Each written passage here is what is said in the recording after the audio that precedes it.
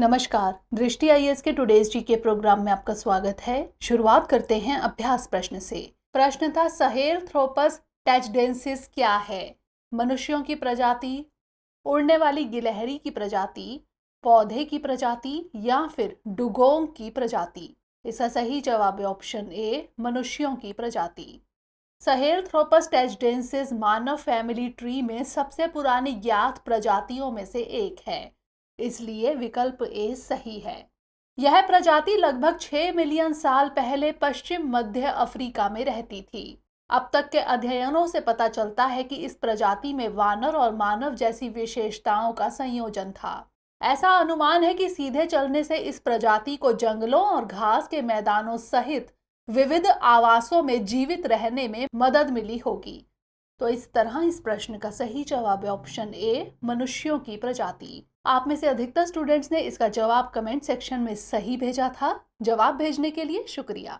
आज के सेशन का पहला प्रश्न है, वन हर्ब वन स्टैंडर्ड किससे संबंधित है? स्वास्थ्य एवं परिवार कल्याण मंत्रालय, नीति आयोग, रसायन एवं उर्वरक मंत्रालय या फिर आयुष मंत्रालय? इसका सही जवाब है ऑप्शन डी, आयुष मंत्रालय। Pharmacopoeia commission for Indian medicine and homeopathy और इंडियन फार्माकोपिया कमीशन के बीच एक समझौता ज्ञापन यानी MOU पर हस्ताक्षर हुआ है। यह समझौता ज्ञापन वन हर्ब वन स्टैंडर्ड को बढ़ावा देने और उसे सुगम बनाने हेतु अंतर मंत्रालयी सहयोग के लिए किया गया है।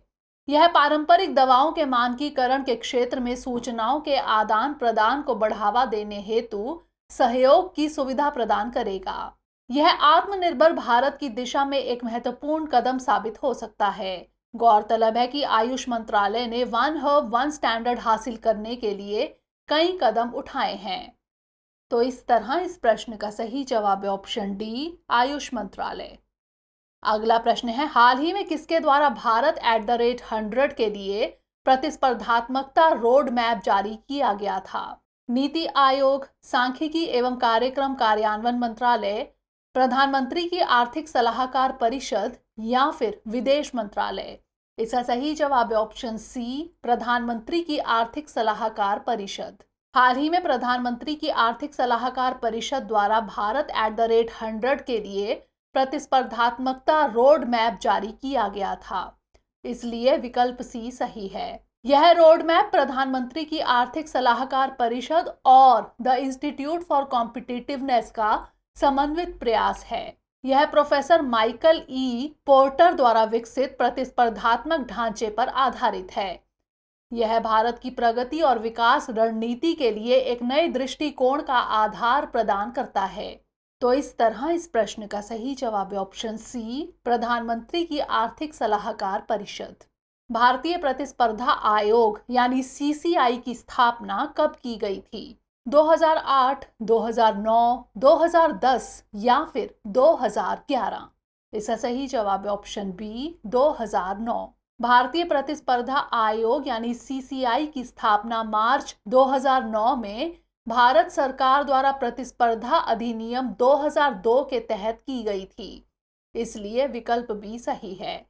इस आयोग में भारत सरकार द्वारा नियुक्त एक अध्यक्ष और 6 सदस्य होते हैं। इसके उद्देश्य हैं प्रतिस्पर्धा पर प्रतिकूल प्रभाव डालने वाली प्रथाओं से निपटना, प्रतिस्पर्धा को बढ़ावा देना और बनाए रखना और उपभोक्ताओं के हितों की रक्षा करना। तो इस तरह इस प्रश्न का सही जवाब है ऑप्शन बी, 2009। अगला प्रश्न है, मायक्सोमा क्या है? एक संयंत्र, सरीसृप, प्राइमेट या फिर वायरस? इसका सही जवाब है ऑप्शन डी, वायरस। नवीनतम अध्ययन के मुताबिक मायक्सोमा वायरस से संक्रमित T कोशिकाएं कैंसर कोशिकाओं की मृत्यु का कारण बन सकती हैं, इसलिए विकल्प डी सही है। मायक्सोमा सीधे कैंसर कोशिकाओं को लक्षित करके मार सकता है। इससे लक्षित कोशिकाओं के आसपास की कैंसर कोशिकाएं भी नष्ट हो सकती हैं। इस प्रक्रिया को बायस्टैंडर किलिंग कहते हैं। कुछ समय पहले हुए अध्ययन में कैंसर कोशिकाओं को पहचानने और नष्ट करने के लिए ऑनकोलोटिक वायरस का उपयोग किया गया था।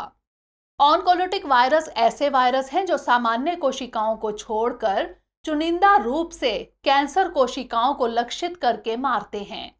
तो इस तरह इस प्रश्न का सही जवाब है ऑप्शन डी, वायरस। अगला प्रश्न है, राष्ट्रीय अपराध रिकॉर्ड ब्यूरो यानी एनसीआरबी किस मंत्रालय के अंतर्गत कार्य करता है? गृह मंत्रालय, सांख्यिकी और कार्यक्रम कार्यान्वयन मंत्रालय, नीति आयोग या फिर वित्त मंत्रालय? इसका सही जवाब है ऑप्शन ए, गृह मंत्रालय। राष्ट्रीय अपराध रिकॉर्ड ब्यूरो यानी एनसीआरबी की स्थापना जनवरी 1986 में अपराध पर डेटा का संकलन और रिकॉर्ड रखने के उद्देश्य से की गई थी। एनसीआरबी केंद्रीय गृह मंत्रालय के अधीन कार्य करता है, इसलिए विकल्प ए सही है।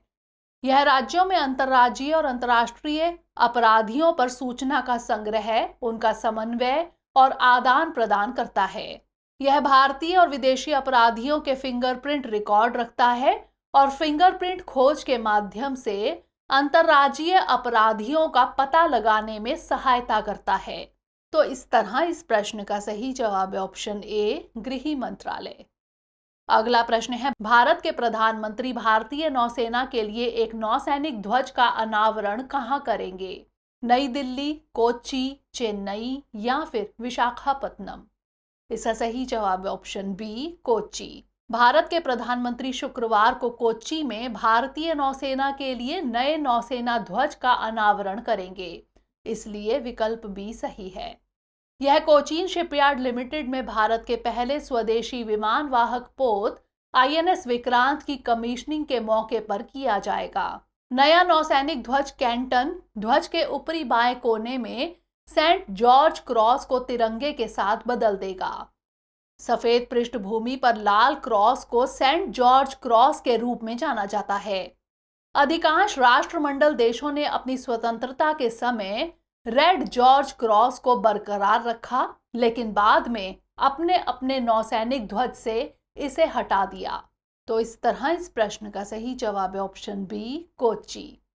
अगला प्रश्न है, रोगन पेंटिंग का संबंध किस राज्य से है? गुजरात, केरल, ओडिशा या फिर सिक्किम? इसका सही जवाब है ऑप्शन ए, गुजरात। गुजरात के कच्छ में प्रचलित रोगन पेंटिंग कपड़े पर की जाने वाली एक चित्रकला है, इसलिए विकल्प ए सही है। इस शिल्प में अरंडी से बने एक विशेष पेस्ट का उपयोग किया जाता है।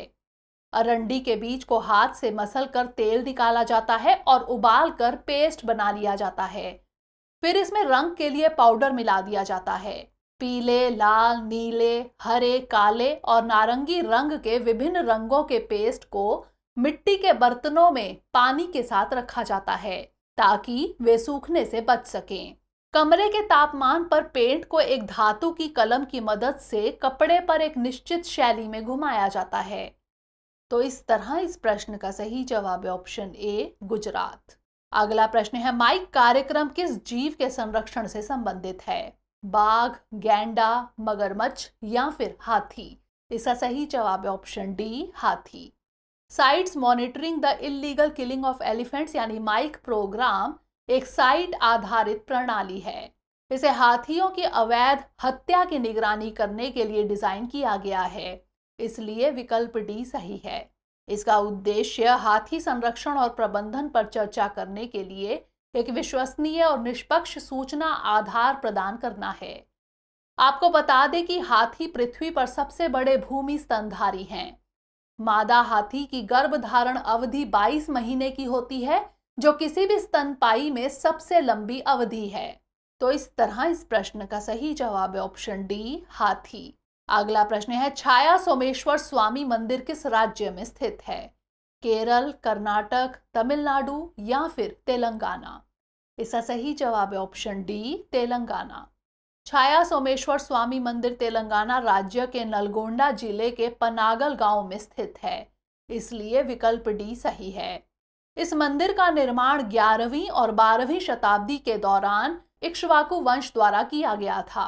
इस मंदिर का नाम छाया सोमेश्वर स्वामी इसलिए पड़ा क्योंकि ऐसा माना जाता है कि मुख्य मंदिर में भगवान शिव पर पूरे दिन एक चिरस्थायी छाया रहती है। यह मंदिर अपने वास्तुकारों की शानदार रचनात्मक सोच और स्वभाव की गवाही देता है। तो इस तरह इस प्रश्न का सही जवाब है ऑप्शन डी, तेलंगाना। अंतिम प्रश्न है, पुक्कलम शब्द भारत के किस त्योहार से संबंधित है? ओणम, लोहड़ी, पोंगल या फिर युगटी? इसका सही जवाब है ऑप्शन ए, ओणम। पुक्कलम या फूलों का कालीन ओणम त्योहार की जीवंतता का संचार करता है। यह 10 दिवसीय ओणम उत्सव के पहले दिन यानी अथम से शुरू होता है, इसलिए विकल्प ए सही है। पहले दिन एक प्रकार के फूल से पुष्पकालीन बनाया जाता है। दूसरे दिन 2 अलग अलग फूलों का उपयोग किया जाता है। इसी तरह अंतिम दिन 10 अलग अलग फूलों का उपयोग किया जाता है। आमतौर पर पुक्कलम आकार में गोल होता है, जो रंगीन फूलों की पंखुड़ियों से भरा होता है। यह फूलों का कालीन एकता और टीम वर्क की भावना का प्रतीक है। तो इस तरह इस प्रश्न का सही जवाब है ऑप्शन ए, ओणम। आइए अब नोट कर लेते हैं आज का अभ्यास प्रश्न। अर्बन शिफ्ट प्रोग्राम का नेतृत्व किसके द्वारा किया जाता है? World wide fund for nature, विश्व आर्थिक मंच, संयुक्त राष्ट्र विकास कार्यक्रम या फिर संयुक्त राष्ट्र पर्यावरण कार्यक्रम?